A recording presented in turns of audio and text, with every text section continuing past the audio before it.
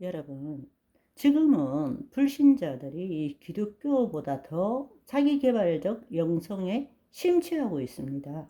심지어는 기독교인들조차도 그런 것에 관심을 가지고 기웃거리고 있습니다. 왜냐하면 오늘날 이 기독교 현실에서는 성경의 말씀대로 아무것도 이루지 않고 있기 때문입니다.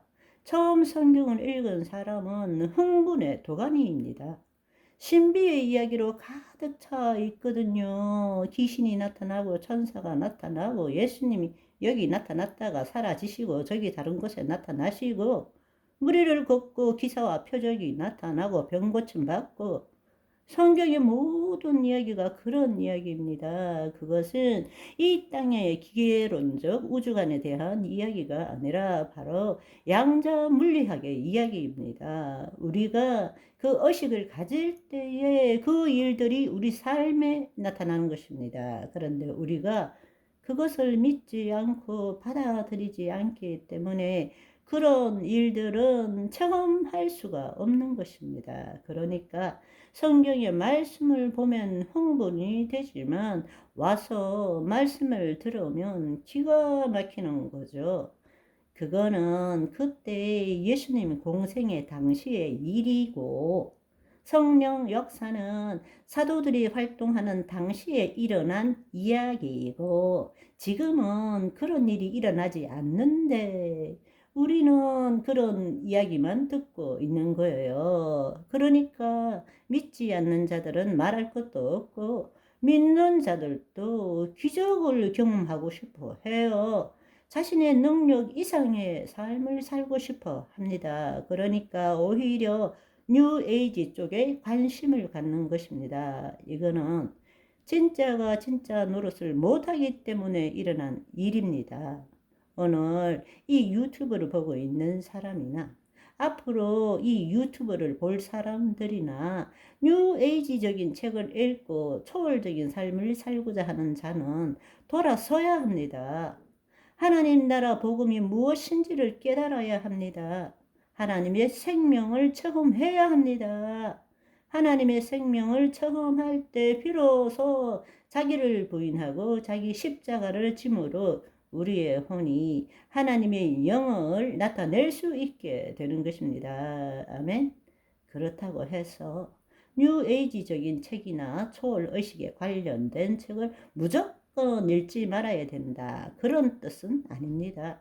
그 책 안에도 우리 마음에서 벗어난 의식 세계에 대한 많은 지식들이 있을 수 있습니다. 그렇지만 하나님의 영의 인도함을 받지 않고 분별함 없이 아무 책이나 읽고 아무 영화나 드라마나 뉴스를 보게 되면 다른 영에 사로잡힐 수밖에 없다라는 것입니다. 그래서 고린도후서 11장 2절에서 4절을 보시면 내가 하나님의 열심으로 너희를 위하여 열심을 내노니 내가 너희를 정결한 처녀로 한 남편인 그리스도께 드리려고 중매함이로다. 그러나 나는 뱀이 그 관계로 하와를 미혹한 것 같이 너희 마음이 그리스도를 향하는 진실함과 깨끗함에서 부패할까 두려워하노라. 만일 누가 가서 우리가 전파하지 아니한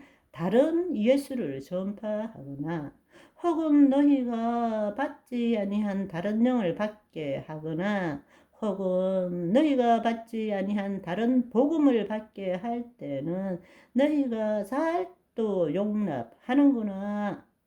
오늘날 이 일이 지금도 일어나고 있다라는 것입니다.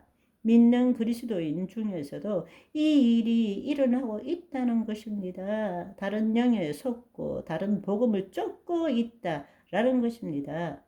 예수 그리스도 외에 다른 신을 예수님으로 알고 자기도 모르게 섬기고 있는 것입니다. 우리가 해야 될 일은 하나님의 사랑을 체험함으로 하나님과 생명적인 관계를 가지고 더 이상 우리의 혼이 자기의 몸의 종로를 타는 것이 아니라 하나님의 영 안에 들어감으로 주의 말씀을 이 땅에 이루는 삶을 살아야 한다는 것입니다. 진짜가 진짜 노릇을 못하니까 가짜가 진짜 노릇을 하고 있는 것입니다. 이것은 그들을 비난하기에 앞서서 우리가 먼저 회개하고 돌아서야 한다는 것입니다. 우리는 영적 세계인 하나님 나라의 비밀을 알고 누릴 줄 알아야 합니다. 다시 한번 말씀드리지만 지금 하나님이 나타나시는 것이 삶이라는 것을 알아야 합니다. 우리가 그 의식을 가지고 있다면 영적 세계의 비밀을 알고 누릴 줄 알아야 합니다. 하나님께서 신성과 능력을 알리기 위한 수단으로 오늘날 우리에게 과학적인 수많은 결과들을 보여주고 있지 않습니까?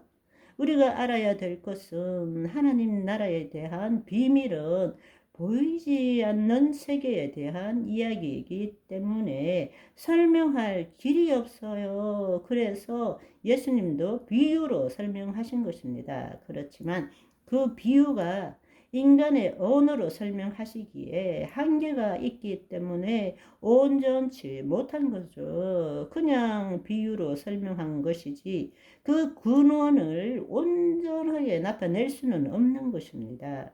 다음에 그 비유를 보면 무슨 말인지 이해할 수 있을 것입니다. 그러나 과학이 발달하면 발달할수록 보이지 않는 세계를 우리가 조금이라도 더 볼 수 있게 된다라는 것입니다. 그런데 세상의 많은 사람들과 심지어는 그리스도인들조차도 하나님 나라의 복음과 세상의 초등 학문을 분별하지 못하고 있다라는 것입니다. 과학은 우리에게 하나님 나라로 가는 길을 보여줄 뿐입니다. 그 길을 걷게 하거나 생명으로 인도하는 것은 아닙니다. 과학이 필요한 이유는 생명으로 가는 길을 찾기 위함일 뿐입니다. 하나님께서 우리에게 주신 좋은 소식은 하나님 나라의 복음입니다. 복음은 예수 그리스도로 인해서 우리가 하나님의 생명으로 거듭나는 것입니다. 아멘. 오늘은 여기까지. 바이바이.